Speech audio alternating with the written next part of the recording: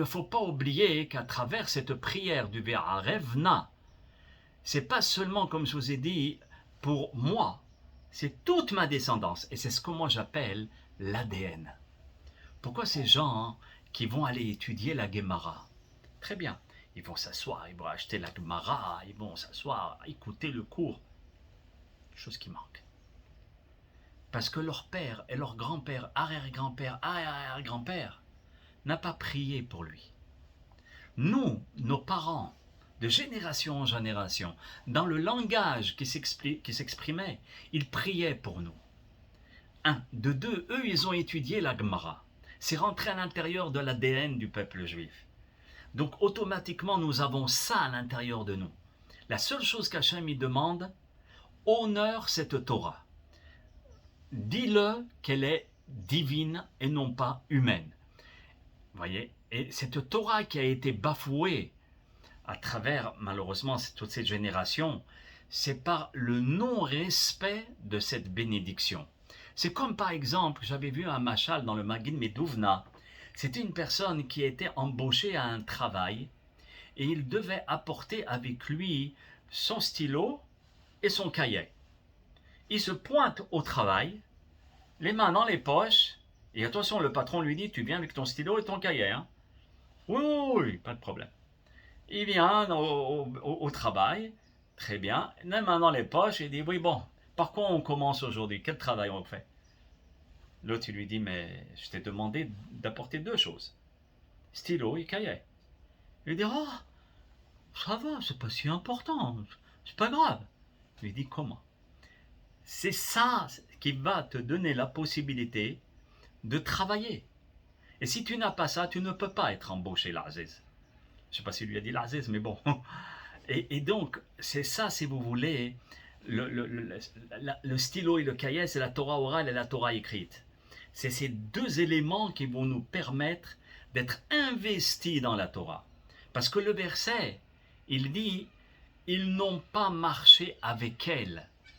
Marcher avec elle, ça évoque que le peuple d'Israël n'a pas mis son intention et son engagement total envers Hachem dans l'étude de la Torah. Comme ce gars-là qui vient au travail, il n'a pas mis tout dans le fait de « Attention, je vais être embauché, il faut absolument que j'apporte mon stylo et mon cahier. Attention, c'est des conditions sine qua non. » Il a...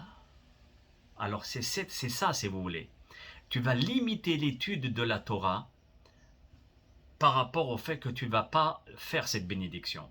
Et je vous rapporte une très très très belle métaphore qui est citée par le rabbi Nissim Yagen, Zecher Utzadik Kadosh Lebracha, pour mieux saisir ce que je viens de vous rapporter. Et je pense que cette histoire, elle est vraie.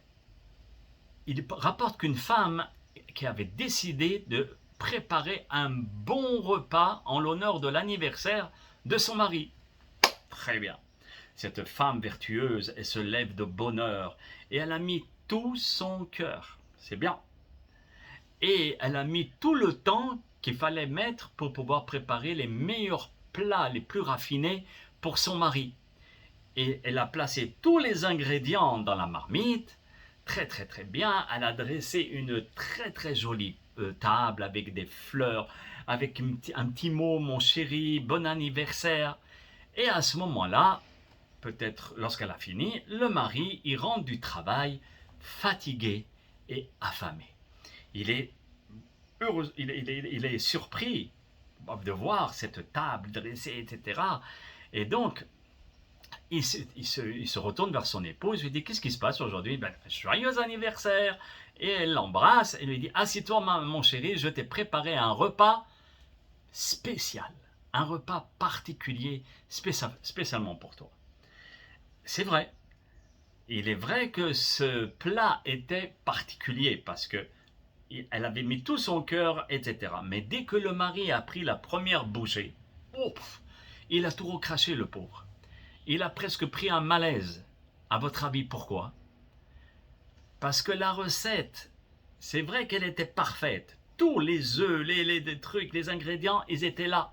Mais la femme avait oublié d'allumer le feu, de cuire les aliments. Donc le feu, c'est ça que je vous parle depuis le début du cours. c'est ce feu. Tous les ingrédients, mitzvot, les téphilines, la mezouza, le livre, la Gemara, tout est là. Il est vrai, mais c'est cru et immangeable s'il n'y a pas ce feu qui va donner un bon mets et le mari serait régalé. Voyez. Donc le pauvre, il s'est couché le ventre vide et sans rien du tout parce que il manquait ce feu-là. Et le Rav Nissim Yagen, Zechot Tzadik Kadosh Lebracha, il nous met en garde à nous, notre génération, de ne pas reproduire le même scénario, aussi bien le même scénario de nos ancêtres et que de cette femme-là. Ça veut dire, durant le jour de Tisha B'Av, c'est vrai qu'on jeûne. On ne porte pas de chaussures en cuir comme nous l'avons dit tout à l'heure. On ne se lave pas et on s'assoit par terre ou bien à peu près à 3 tfahim, 30 cm à peu près. Et tous ceux qui sont autorisés à manger, comme je l'ai dit au début du cours, doivent respecter les autres règles. Mais tout ceci, c'est les ingrédients. L'essentiel, c'est quoi? C'est d'allumer le feu de notre cœur, d'avoir de la compassion, d'avoir une attache à cette destruction. Pas dire, bon là là, encore on va y passer. Vous voyez, de conscientiser qu'on veut le temple, qu'on veut le contact avec Kadosh Baruch Hu, et qu'on veut honorer Hachem et ses mitzvot, mais avec lui.